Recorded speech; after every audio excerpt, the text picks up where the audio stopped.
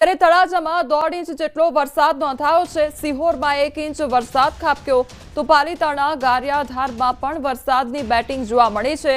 મહુવામાં રસ્તાઓ જળબંબાકાર બની ગયા છે। મહુવામાં ઘરોમાં પાણી ઘૂસી ગયા છે તો તળાજા તેમજ મહુવામાં ધોધમાર વરસાદ ખાબક્યો છે। આ તરફ પાલીતાણા અને ગારિયાધારમાં પણ વરસાદ જોવા મળ્યો છે તો ક્યાંક મકાન ધરાશાયી થયા હોવાની ઘટના સામે આવી છે તો બીજી તરફ વરસાદી માહોલ જામ્યો છે તો ખેતરોમાં પણ પાણી ભરાઈ ગયા છે જેના કારણે ખેડૂતોને પારાવાર નુકસાની વેઠવાનો વારો આવ્યો છે તો મહુવાના દ્રશ્યો સામે આવ્યા છે કે જ્યાં રોડ રસ્તા પર પાણી ફરી વળ્યા છે। રોડ રસ્તા જાણે જળબંબાકાર થઈ ગયા હોય તે પ્રકારની પરિસ્થિતિ સર્જાઈ છે।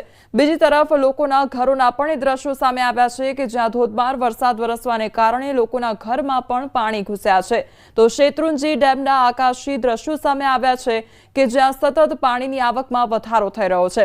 સંવાદદાતા નીતિન અમારી સાથે જોડાઈ ગયા છે। નીતિન, ભાવનગરમાં કમોસમી વરસાદ ખાબકી રહ્યો છે, હાલ કયા પ્રકારની પરિસ્થિતિ છે ત્યાં આગળ? એ વાત કરીએ તો આજે વહેલી સવારથી જ ભાવનગર શહેર સહિત જિલ્લામાં જે વરસાદી માહોલ છે તે જોવા મળી રહ્યો છે। ખાસ કરીને વાત કરીએ તો જે જિલ્લાના મહુવા, તળાજા અને બીજી તરફ ઉપરવાસની વાત કરીએ તો જેસર, પાલીતાણા સહિતના જે પંથકોના ગામો છે તે સારા પ્રમાણમાં વરસાદ જોવા મળ્યો છે। ખાસ કરીને મહુવા છે ત્યાં મહુવામાં સરેરાશ 3 ઇંચની આસપાસ વરસાદ છે તે ખાબકી ચૂક્યો છે એટલે ચોક્કસ કહી શકાય કે ત્યાં વરસાદે છે તે ફરી વખત તે બીજા રાઉન્ડનું બેટિંગ કરી અને લોકોની પરેશાની છે તેમાં વધારો સામે આવી ચૂક્યો છે।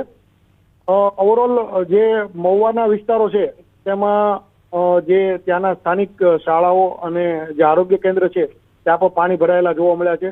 બીજી તરફ વાત કરીએ તો જે જેસર પંથક છે ત્યાં પણ સારા પ્રમાણમાં વરસાદને લઈ અને ખેડૂતો છે તેમાં ચિંતામાં વધારો થયો છે। જી નીતિન, સમગ્ર માહિતી બદલ આપનો આભાર।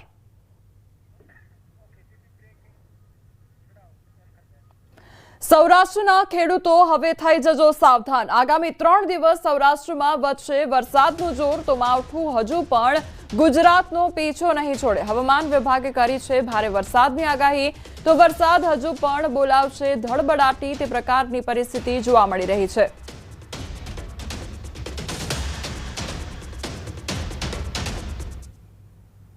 और सौराष्ट्र कच्छ में अगले 3 दिन के लिए very heavy rainfall orange warning के साथ अगले 3 दिन के लिए दिया गया है। 29, 30 और 31 अक्टूबर आइसोलेटेड प्लेसेस में वेरी हैवी रेनफॉल होने का संभावना रहेगा और फिर 1 नवंबर को सौराष्ट्र कच्छ में हैवी रेनफॉल येलो वार्निंग के साथ आइसोलेटेड प्लेसेस में वार्निंग दिया गया है। अगले 5 दिन के लिए thunderstorm warning 30 to 40 kilometre wind speed के साथ वार्निंग इशू है। તો ડીપ ડિપ્રેશન ગુજરાત પર ત્રાટકવાની તૈયારી જોવા મળી રહી છે। 55 થી 65 કિલોમીટર પ્રતિ કલાકની ઝડપે પવન પણ ફૂંકાશે। 5 દિવસ માછીમારોને દરિયો ન ખેડવા સૂચના આપવામાં આવી છે। પોર્ટ પર 3 નંબરનું સિગ્નલ लगावવામાં આવ્યું છે। अभी जो सिस्टम है हमारा डिप्रेशन प्रैक्टिकली पूर्व मध्य अरब सागर के ऊपर स्टेशनरी था अगले पिछले 6 घंटा में और इसका जो एग्जैक्ट लोकेशन है अभी 17.9 डिग्री नॉर्थ और 68.2 डिग्री ईस्ट बिराबल से अभी दक्षिण पश्चिम दिशा में 410 किलोमीटर दूर है और मुंबई से पश्चिम दक्षिण पश्चिम दिशा में 510 किलोमीटर दूर में है। और इसका जो फोरकास्ट है मूवमेंट की it is likely to move उत्तर उत्तर पश्चिम दिशा में अगले 36 आवर में, ये 36 घंटा में अगले मूवमेंट रहेगी। અરબી સમુદ્રમાં ડિપ્રેશન સક્રિય થયું છે ત્યારે વરસાદી માહોલ ચરમસીમાએ પહોંચ્યો છે। 1 નવેમ્બર સુધી ભારે વરસાદની સંભાવના સેવાઈ રહી છે। હવામાન નિષ્ણાંત ડોક્ટર ચિરાગ શાહે વ્યક્ત કરી છે શક્યતા આવનાર 12 કલાકમાં ભેજમાં વધારો થાય તો ડીપ ડિપ્રેશનની શક્યતા સેવાઈ રહી છે। ડીપ ડિપ્રેશન ન બને તો પણ ભારેથી અતિભારે વરસાદ શક્ય છે તેવું કહેવામાં આવ્યું છે। અરબી સમુદ્રમાં સક્રિય ડિપ્રેશને સૌરાષ્ટ્રના મોટાભાગના વિસ્તારોમાં તબાહી મચાવી દીધી છે અને ચોમાસુ પાકને મોટું નુકસાન થયું છે। આ ડિપ્રેશન છે હજુ કેટલા દિવસ યથાવત રહેશે તે જાણીશું। આપણી સાથે છે કેકાશાસ્ત્રીના પ્રોફેસર ડૉક્ટર ચિરાગ શાહ। ચિરાગભાઈ, અત્યારે તો જે રીતે ડિપ્રેશનને વરસાદ થયો અને નુકસાન થઈ ગયું છે, આ ડિપ્રેશન હજુ કેટલા દિવસ રહેશે, વધુ મજબૂત બનશે કે કેમ? ડિપ્રેશન અત્યારે હાલમાં જે આપણા સૌરાષ્ટ્રના કાંઠાની આસપાસના વિસ્તારમાં છે, એટલે આ ડિપ્રેશનને ડીપ ડિપ્રેશનમાં થવાની સંભાવના અત્યારે હાલના સંજોગોમાં થોડી છે. પણ એવું બી કહી શકાય કે આ ડિપ્રેશનની જે મૂવમેન્ટ છે એ 3 દિવસમાં ફેરફાર બતાવી રહ્યો છે. મારા જે મોડેલ પ્રમાણે હું જોઈ રહ્યો છું કે એમાં થોડા ઘણા ફેરફાર થઈ રહ્યા છે. તો એવું કહી શકાય કે આ ડિપ્રેશન થોડુંક પાછું નીચે મતલબ મુંબઈ સાઈડ જશે અને પાછું 1 તારીખે ઉપરની સાઈડ એટલે ઈસ્ટ ટુ વેસ્ટની દિશામાં એ આવવાની સંભાવના તે જોઈ રહ્યા છે.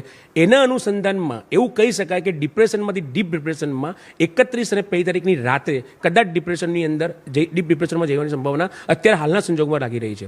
પણ આવનારા 12 થી 14 કલાકની અંદર અત્યારે ગુજરાતમાં જે વરસાદનો માહોલ જામી રહ્યો છે, હવે એની અંદર એને કેટલો મોઇસ્ચર ગેઇન મળે છે, એને દરિયાની સપાટીમાંથી કેટલો મોઇસ્ચર મળે છે એના પર ડિપેન્ડ થશે કે ડીપ ડિપ્રેશનમાં જશે કે નહીં. પણ હાલના અનુભવ પ્રમાણે ડિપ્રેશન થવાની સંભાવના અત્યારે લાગી રહી છે. જેના અનુસંધાનમાં એવું કહી શકાય કે આવનારા 3 દિવસમાં એટલે 30 આજની તારીખ 31 અને 1 નવેમ્બર સુધીમાં ગુજરાતના તમામ વિસ્તારોમાં વરસાદ રહેશે અને લગભગ દક્ષિણ ગુજરાત, સૌરાષ્ટ્ર અને મધ્ય ગુજરાતમાં અમદાવાદ, ખેડા, આણંદ બધામાં ભારેથી અતિ ભારે વરસાદ થવાની સંભાવના 1 નવેમ્બરના દિવસે અત્યારે હું મારા મોડેલ પ્રમાણે જોઈ રહ્યો છું.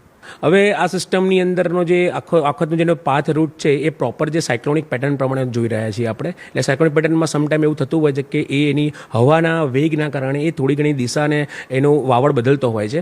એટલે એ પ્રોપર પ્રમાણમાં જો સાયક્લોનિક ફોર્મની જે સંભાવના થવી જોઈએ એ સંભાવના પ્રમાણે જઈ રહ્યો છે. પણ એકચ્યુઅલીમાં અત્યારનું જે સ્ટેબલાઇઝેશન એનું થોડું જોઈ રહ્યા છે કે થોડુંક સ્ટેબલ ઠંડુ પડી ગયું છે.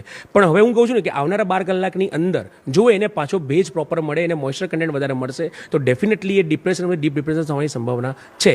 હા, અને આવનારા 3 દિવસની અંદર આ જો સિસ્ટમ ડિપ્રેશન કે ડીપ ડિપ્રેશનમાં નહીં જાય તો પણ આપણા ગુજરાતના દક્ષિણ ગુજરાત, સૌરાષ્ટ્રનો કાંઠો, સૌરાષ્ટ્રના તમામ સૌરાષ્ટ્રના વિસ્તારો તમે લઈ લો, દેવ દ્વારકાથી લઈને છેક જુનાગઢ સુધી બધા વિસ્તારો લઈ લો, અને મધ્ય ગુજરાતની અંદર આણંદ છે, આપણે અમદાવાદ છે, કપડવન છે, ખેડા છે, આ બધાની અંદર ભારેથી અતિ ભારે વરસાદ 1 નવેમ્બર સુધી થવાની પૂરેપૂરી સંભાવના 100% છે.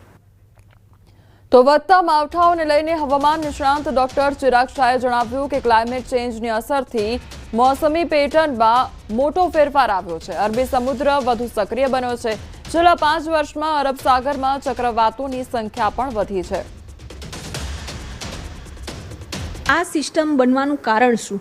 કારણ કે એક વેસ્ટર્ન ડિસ્ટર્બન્સ, બીજી બાજુ તો બંગાળની ખાડીમાં વાવાઝોડું હતું એ પણ હવે લો પ્રેશરમાં પરિવર્તિત થઈ રહ્યું છે. એટલે આ બધી 3 જે સિસ્ટમો છે એની ઇફેક્ટના કારણે આટલું મોટું સિસ્ટમ બની છે અને તેના કારણે નવેમ્બર મહિનામાં આટલું મોટું માવઠું થઈ રહ્યું છે.